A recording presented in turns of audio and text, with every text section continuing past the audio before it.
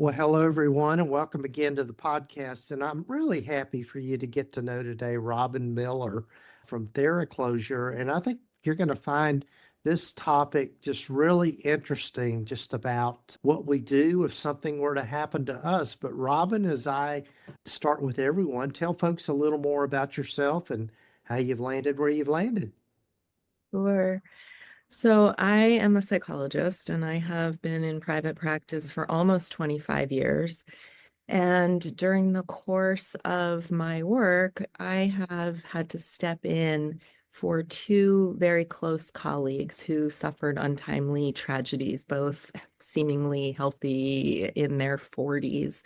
And through that process, really learned how devastating, of course, the impact is on our clients and the all that's required to take care of patients and referring them on and securing the medical records in compliance with the law and closing down a practice at the same time as I was grieving myself and wanting to help the family who had just faced this traumatic loss. It's a much bigger endeavor than people realize, and it is written in our ethics code. So having gone through that a couple times myself, I started writing about it and talking about it. And in reaction to people's surprise, I figured we needed to have an easier solution, an easier way to approach this so that more people could actually get it done rather than having it hang over their heads. Yes, yes. And it's interesting because that topic has come up for me. Just, people that follow this podcast know that I had to take some time off when I was going through my wife's, she was in hospice care and then eventually died. And so I had to go through all of that. And so it was real important. And then I just thought, those very things, if something were to happen to me, what would happen to my practice? What would my daughter be left with? All of those kinds of things. And so I think it's just, you're really thinking ahead, planning for the worst, as they say. So it just makes I think it makes a huge impact to do all of those things. I'm so sorry for your loss, but Oh, you well, know thank you. what the Yes. family, how the family is impacted. And so if the loss is of a therapist and the family is not in the field as well, then they are left with having to contact patients and let them know. They don't know how to do that. They don't know how to find referrals. They don't know the ethics codes and legal responsibilities around the medical records in that situation. Sometimes records get put on the curb because the family's just getting rid of boxes that were kept in the basement Hmm. for 25 years and they don't know any better. There's a real risk, in addition to the tremendous burden that is placed on a grieving family at that time. So planning, I like to think about it not as being paranoid that something is Hmm. to happen. People often say this is so morbid or it's so depressing. I really think of it more, as you said, about being prepared and practicing in good faith, in compliance, and then with peace of mind, knowing you've done all that you can, you've made your best effort to care for your patients and your family. And then you can live a long and healthy, hopefully, life and Hmm. practice Right. well, knowing that's off your plate. Yes, and I think, now that I've got a bit of gray hair and just knowing how life is, I was having a conversation with someone earlier, well, last week, just about this very topic about as you get older, you recognize the finality of life, and none of us are immune. That's not trying to be, like you said, not trying to be morbid, but just being realistic about things and just thinking about the impact it's going to have on our loved ones in particular, but also you're in a group practice, colleagues, all of those kinds of things is going to make a big impact on people. So but was Robyn, tell us a little bit about your process and more about TheraClosure and how all of that works. Sure, I'm happy to. I want to add one more thing before we move Uh-huh. to that in Hmm. to what you were Sure. saying. I want people to understand that this is in our ethics code for all disciplines, saying Mhm. that we accept the responsibility to plan for the well-being of our patients, continuity of care, and for the medical records. And if we think about it, we use our alliance, our bond with our patients, no matter what orientation you have to the therapy and the work that you do, we all believe that alliance is really important. And we can't only think the alliance is for good. The alliance is going to help the patient heal. I think it is, and we all believe that. But then we have to understand the other side of it. If we have that much power to help people change in positive ways, we also have that much power to impact people with our sudden abandonment. Not that we would intend that, of course, and Mhm. in any kind of loss, but that's how patients experience it, as a rejection, as an abandonment, as they are suddenly left not knowing what to do. They are sometimes not notified. I've had people tell me, I thought my therapist just gave up on me. They didn't call me back Mhm. 2 months, and then I found out that they died. People have been notified by text message. So part of our duty as a therapist, not only to plan, but again, we value our emotional tolerance of hard things. We talk Mhm. about shame and anger and rage, all kinds of things that, we use our training to be able to sit with. But mortality is one that even us as therapists, we don't want to talk about, but we owe it to our patients to be able to do that hard work too and accept, as you're saying, kind of life is not predictable. Yes, yes, it really isn't. And I will just to kind of lead off our conversation a little bit with this. I know back when I was going through all the care of my wife and all of those things, I remember talking to a colleague of mine, a close friend of mine. I'll give a shout out here to Dr. David Hall, but he and I had this conversation. I said, "Okay, David, you're going to be my person to know where everything is." And he runs a similar practice to mine in another city. And so I said, okay, here's where all the passwords are. Here are all the things. And then I told my daughter, if something happens to me, David Hall's your go-to person. Now I know that's not a complete kind of thing, but that was a starting point for me. A really good start, Hmm. a start that's much better than most people make. Hmm. Well, either never think about it Hmm. or think tomorrow, I'll do it tomorrow. And it is so important to recognize the details, some of which you're referring to. So what we do in TheraClosure to answer Hmm. your question is to address this as comprehensively as possible, to make it as easy as possible for practitioners to get it done. So, what does that mean? We meet with people for an hour consultation because we want to know you in a personal way. We want to know what kind of therapist you are, what kind of practice you have, what kind of patients you see, what's important to you, how you relate to your patients.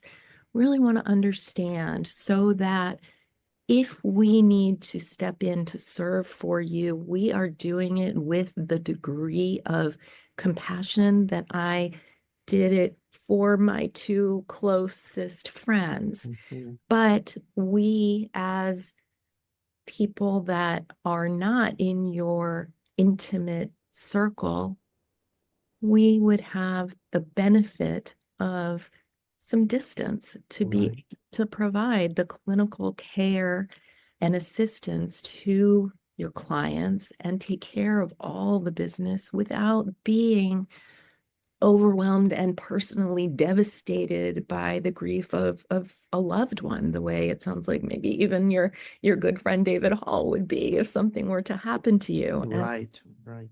I've kind of come to this place where I think even though the standard has been just as you did and just as I did with my friend so many years ago, to say to a colleague or a friend who knows you, hey, would you do this for me if something were to happen? I've come to see that that's really not best practice because Mm, it burdens the person or who cares about us mhm, at a time of loss. And the job is really much, much bigger than people recognize. So let me go back and try and succinctly tell you what we yeah, do. okay. Hour, we get to know you in your practice. We take you through a whole series of questions of things you might not have thought about. If something were to happen to you, what about your patients and who do you want them referred to and how do you want them notified and who's going to take, if you have a testing practice, who's going to continue the work of the writing the report if you haven't completed it yet? If you have a group practice, who's going to notify your staff and which one of your staff is going to step up to continue payroll and keeping the lights on until a time when your estate is able to decide what happens longer term to your practice? A Mhm, million questions, including what are your boundaries? Do you want patients to know in great detail your circumstance or your situation, or do you want that kept more private? Do you want them to attend a service for you, or do you want them told that that's private and for family only? All these things to think about. And then we also get into the weeds about how would we find that information? Do you have an EHR? How do we get access to the passwords? If you have paper files, how are we going to get the information about your calendar, your patient contact list? How do we take custody later? We go through all of these questions. We put it in a legally approved professional will that names mhm, TheraClosure as the practice executor. So you don't need to burden a colleague or a friend. And then we are on retainer for you. And we, yearly renew that. And we would, if notified then that something happened to you, whether it's, the ultimate, a death, mhm, or sometimes an incapacitation where the second person, had an untimely accident and we didn't know if she was going to get better. And thankfully she did, but there was a period of time where her patient mhm, be notified and kind of held until that happened, and some wanted to be referred out rather than waiting. So for all of those circumstances, you can have the relief of just trusting that someone is ready to step in, and then there would be no final costs to your estate. You mhm, controlled those costs by paying it forward, kind of like car insurance. You hope nothing's going to happen, but if it does, you're covered rather mhm, than the alternative, which is either nothing is in place or mhm, in a friend. And sometimes those agreements say, my estate will pay you your hourly rate for the time it takes you to perform these duties. And people think, sure, sure, at 2 or 3 hours, my estate will be happy to pay you. But it's really like 40 hours of work. mhm, State might get an unexpected $10,000 bill. mhm. So it's important to kind of think about what the alternatives are as, we've tried to come up with the solutions that would keep everything really fail safe so nothing falls through Right. the cracks. Yeah, yeah. I think one of the things too, just with everything being just kind of electronic, do you all have a way to, people, we update our passwords regularly and all of that sort of thing. And so I just wondered how you manage those kinds of things. Exactly. We tried to think through every obstacle. So this one we Mm-hmm. just we provide, if patients want to use it, we provide free a password manager. And you can use that on your computer to capture only your professional accounts. We ask Mm-hmm. for only the things typically in EHR, maybe a website access, or maybe your professional email accounts, only the things that we would need, not your Mm-hmm. personal. But that captures just like Google or just like, Apple password, it captures it and it's only on your computer that and with that company on the cloud storage for them and it updates automatically.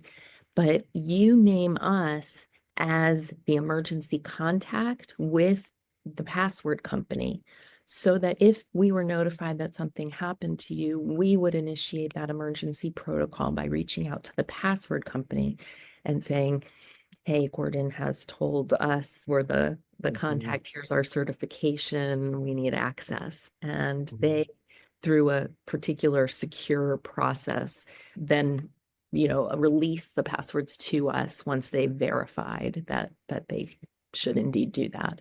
And Mhm. have always the access to the most up-to-date passwords, but we don't have any confidential patient or protected health information at Mhm. all until that time. So Mhm. to worry about, is there any confidentiality issue regarding your patients and their materials being secure? Because we don't have them until we were stepping in as the executor, and then we do take custody of them in a HIPAA compliant and secure manner. Yeah, I was curious as how that works because normally I guess in our regular way of thinking, we have to have a release from a patient to release any information. But in cases like this, how does that generally work? Is it just because, Yeah, technically we're not even supposed to share who our patients are. And it's so all of those kind of things. So how does that generally work? It's a great question. So we suggest that people who use our service put in their informed consent just a statement that I have arranged with a a clinical service to take custody of my records and assist patients in the event of an unexpected practice closure, or you can say an incapacitation or death. And you can Mhm. say, they are TheraClosure, and you can list our contact number, Mhm. or you can leave it more, vague. But that way you've kind of done your duty to let them know that that possibility exists. But even if you haven't done that, we don't require consents because we have first the professional will, that is a contract that names us as the person responsible for stepping in for clinical care and records. We also have folks sign a business associates agreement so that you're covered for HIPAA compliance, that, we are then an agent of your practice. So we have that responsibility of notifying patients, and we only access the minimal information required, and patients have then the right to request their records or to have their records transferred to a new therapist. And so it's also another advantage of having TheraClosure do it rather than, someone in your town or in your suite, because you also don't know if that person may know one of your patients socially. And so, there is that possibility of some sort of, too close for comfort contact. And we are so removed from your personal world that it is a more anonymous, option for patients. Right, right. Yeah. I guess one thing too that people maybe not don't think about is just I know a lot of folks, particularly in private practice, use social media to kind of market their practice. And then, all of those contacts in that context, them knowing or that sort of thing, or things being posted, all of that. So we offer, again, totally comprehensive. We ask, if you have social media, do you want us to close it down? Do you want us to change an auto reply from your professional email or on your voicemail or on your website saying the practice of, let's say, Robyn Miller is now closed. Please contact TheraClosure for more information regarding records and any assistance that you might Mhm. need. So we encourage people to leave, especially a phone and a website, up for 1 year. So people who are looking for you would know where to go for their records. Right, right. Yeah, that's another thing I think in particular for solo practitioners, all your records, technically I think in most states you're supposed to keep records for 5 to 7 years. And so being able to, and typically too, with I think a lot of people now are using electronic health record systems. So it's available. And then being able to maintain the access to those records if someone should request something. And I'm assuming that you all kind of manage all of that so that So people the can get way access. Yeah. Exactly. The way we handle it is once we've notified the current patients, they're our first focus because they're the ones that are going to be knocking on your door or waiting on your Zoom and not knowing where you are and Mhm. depending on their needs, whether it's a crisis-oriented need or whether, they need just support to process this loss that is going to be shocking and destabilizing for them. And then they need some help with referrals for ongoing care. Those taking care of them is our first priority. But once that is done, then we move into the business of the practice. So if you wanted us to, we could send out final statements through your EHR to collect outstanding payments so that your estate benefits from you getting paid for work that you have already done. We can close out auto pay for, let's say your Psychology Today or your, this account or that account so that they're notified, like your licensing, your malpractice, all of those things.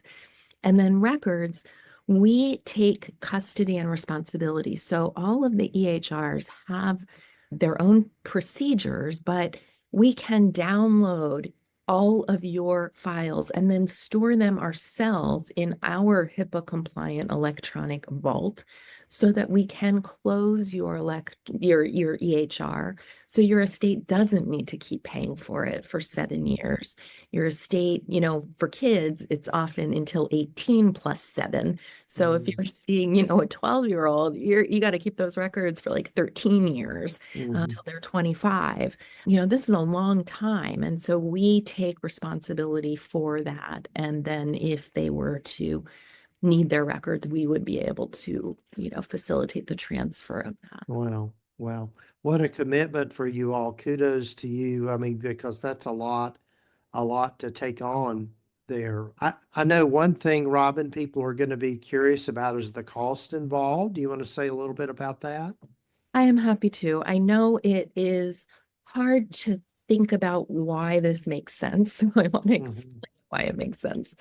So, like I said a few minutes ago, if you have an arrangement with a colleague and they have to step in to do this, think about the time required to call all the patients, to speak with them, not in a hurry, but to care for them as they're processing this shock, to call them back multiple times as you figure out who would be a good referral for them and who has openings so that you can match them in a good way rather than what happens sometimes people get a list of like 3 names, none of whom are available, and every Mhm. 30 patient in your practice gets those same 3 names. That's no good. So we take a lot of time and care to make sure people don't slip through the cracks. And then the record retention and so forth. All of those things take hours. And so from my experience, I say if you have 20 patients per week, it's going to take someone about 40 hours to do the Mhm. work to close down your practice. And if you Mhm. are going to pay them their hourly rate times 40 hours, depending what that rate is, your estate is going to get a $10,000 or $15,000 bill. So Mhm. that's going to be a shocking hardship for your Right. family at that time. It's a liability. So the way we have structured is we have clinicians who are on call to step in and do all of this. We have already, we used the attorneys and we consult with them regularly to create the legal document of the professional will. So even just that alone, if you were to go to a lawyer and say, I want to make a professional will, they're going to charge you between $1,500 and $3,000 to make a piece of paper that is legal, but doesn't actually perform any service for you, doesn't call your Mhm. patients, doesn't keep the records, and you have to burden a friend with that. So these are all the costs that you need to think about if you don't want to use TheraClosure. Some people download a template from the internet. That's, a good place to start to think about what you need to do, but it's not comprehensive. It's not Mhm. tailored to your practice.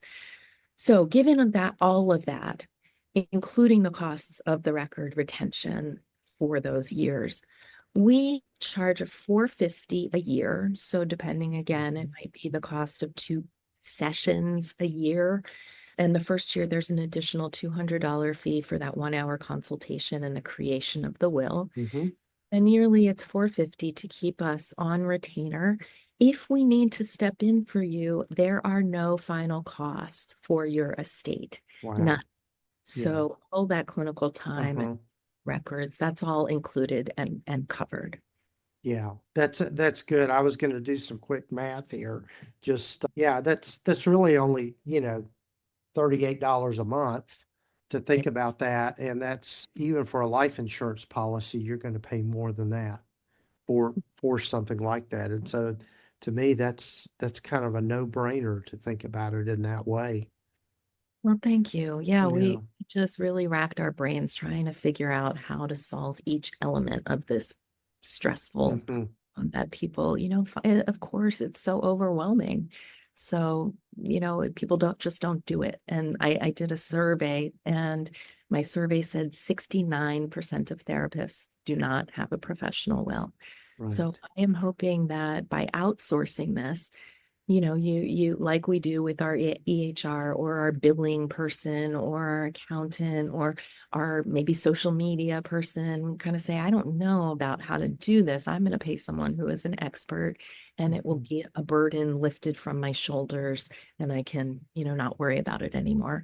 We created this to be that service Hmm. for Sure. professional wills. Oh, wow.